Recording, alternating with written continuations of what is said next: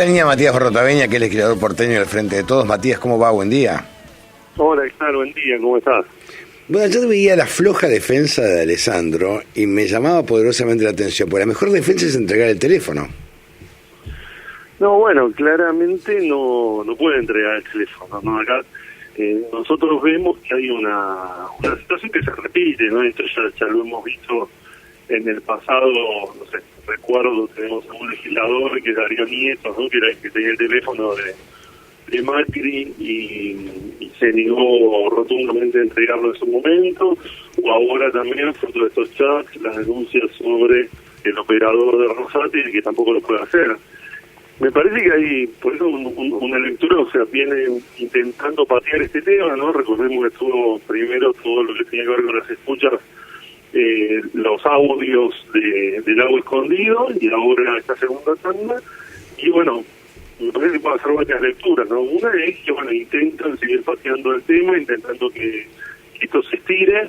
Lo hicieron primero pensando en el Mundial, que las fiestas y demás, le iba a dormir al tema, sujeto a estos nuevos, esta foto de las pantallas de Telegram, lo vuelven a instalar, y no terminan de tomar una decisión, ¿no? Porque, digo, la reta aparece sin tomar una decisión. Me parece esto como si fuese de Alessandro, que de motu propio, por cuestiones familiares, decide tomarse una licencia, decisión que toman después de ir a ver a Macri, la reta, como si hubiese ido a consensuar o pedir permiso, pero creemos que esto no alcanza, ¿no? Que claramente esto va a tener que llegar a la renuncia, o lo que nosotros pedimos en la legislatura, que es el juicio político, que sería la instancia donde él podría traer el teléfono, mostrarlo, y podríamos claramente definir si hay responsabilidades políticas o no para poder destituirlo del cargo. Bueno, esto es bueno lo que estás aclarando, Matías, porque es un juicio político, no es penal. Esto es político. Acá hay instancias de responsabilidad política, tanto lo mismo pasa en Nación, ¿no? El Consejo de la Magistratura justamente funciona para poder resolver las cuestiones que tienen que ver con lo institucional, y después está la justicia penal. En este caso nosotros tenemos en el Lago Escondido, ya lo vamos, uno veía el delito de dádivas, después ellos aportaron las facturas con fechas posteriores, y la justicia tendrá que definir si todo está armado como se desprende de los audios o si efectivamente hubo un delito. Pero después hay otros audios que hablan de otro conjunto de delitos que tienen que ver con justamente tapar el delito inicial.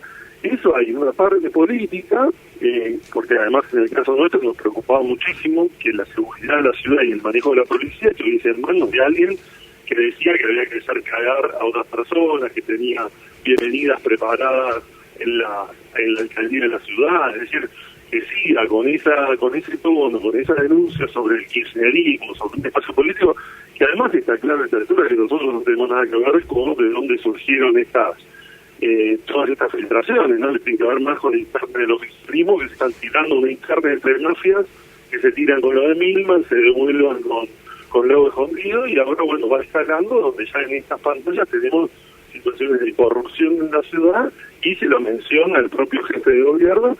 Me parece que tampoco tenemos decisiones de fondo, porque no saben cuántas otras filtraciones va a haber, y que luego, bueno, que hay cierto temor a lo que pueda surgir en las próximas, ¿no? No, y aparte queda expreso el lobby que hacía de Alessandro en favor de estacioneros. No, a ver, la verdad es que uno tiene que decir, ahorita son filtraciones ilegales, en el otro caso había audios también, y en ese sentido creo que uno tendría que tener, si se quiere, a favor del principio de inocencia, la posibilidad de que demuestre lo contrario. Pero como decíamos al principio, la forma en la que reaccionan, la falta de colaboración con la justicia, el hecho de decir que tiene que irse de la gestión para preparar su defensa, y el contexto, ¿no? En la primera casa estaba la periodista de La Nación, Rodríguez Miel, que convalidaba lo que aparecía ahí, igual que otros periodistas que habían sido consultados, y en este caso, por ejemplo, el contrato de las grúas, donde aparecen esos diálogos donde se habla de $50.000 y demás. Bueno, todos cuando denunciamos el contrato de las grúas, y de hecho logramos que se diera de baja, era porque era claro que había un canon absolutamente irrisorio que estaba escondiendo pagos que sucedían de otra forma, ¿no? Sí, 2 sobres de 30 lucas verdes, como le decían a él. Que le iban a mandar claro. 2 sobres de 30.000 que estaban un poco demorados con el pago. Claro, porque recordemos, ¿no? El contrato de las grúas de la ciudad, un contrato que estuvo vencido durante los 15 años de gestión del PRO, concesionarios que levantaban en un día autos con los cuales cobraban el canon que le pagaban a la ciudad, es decir, que el resto del año venían para hacer una caja propia que no se entendía porque había un Estado bobo que no ejercía efectivamente la posibilidad de recaudar como correspondía. Y bueno, por eso digo, muchas de estas filtraciones, más allá de que sean ilegales, y que en todo caso pudieran ser editadas, que ahí es donde aportaría justamente conocer lo que es el teléfono, poder decir claramente qué es lo que efectivamente es así. Bueno, el contexto lo convalida, lo mismo que pasaba con la voz, donde además estaban los audios con sus voces directamente diciendo las cosas, ¿no? Pero fíjate un dato no menor, la fiscal sustenta la acusación, más que nada en el video, donde se lo ve claramente al sobrino Manieto Arrendo con D'Alessandro y los jueces. Y vos lo ves y reconoces a Ercolini, por ejemplo. Es que ahí es donde uno tiene que ver, primero, ¿no? La claridad cuando uno veía, ¿no? En el caso de Cristina Fernández de Kirchner, ya desde hace muchísimo tiempo, desde cuando era presidenta, ¿no? La necesidad de avanzar, por un lado, en la ley de medios, ¿no? Para terminar con estos poderes hegemónicos que pretenden ser por encima de la democracia, y por el otro lado, la democratización de la justicia, un poder que bueno, que es el único que continúa en las dictaduras militares y que pretende ahora, en esta etapa, cumplir el rol que cumplían en el siglo pasado las Fuerzas Armadas, es decir, condicionar la democracia y estar por encima de los poderes democráticos cuando no son electos, cuando tienen otro tipo de privilegios, y pretenden en un conjunto de medidas, como fue la del Consejo de la Magistratura, de volver a una ley anterior, definir cuáles son los bloques y las representaciones, y ahora en estos chats visiblemente la forma en la que deciden inclinar la balanza a favor de Larreta en la discusión de la coparticipación, con lo cual están financiando la campaña de Larreta, están tomando decisiones partidarias. Bueno, a mí me parece que la clave está justamente en este avance de plantear el juicio político en principio, bueno, del presidente de la Corte, pero a lograr consensos federales con gobernadores y demás para que sea una realidad, porque con esta Corte Suprema no hay justicia, lo que hay es un poder de lo más importante, que es el que tiene que definir los conflictos de nuestra sociedad, que actúa partidariamente.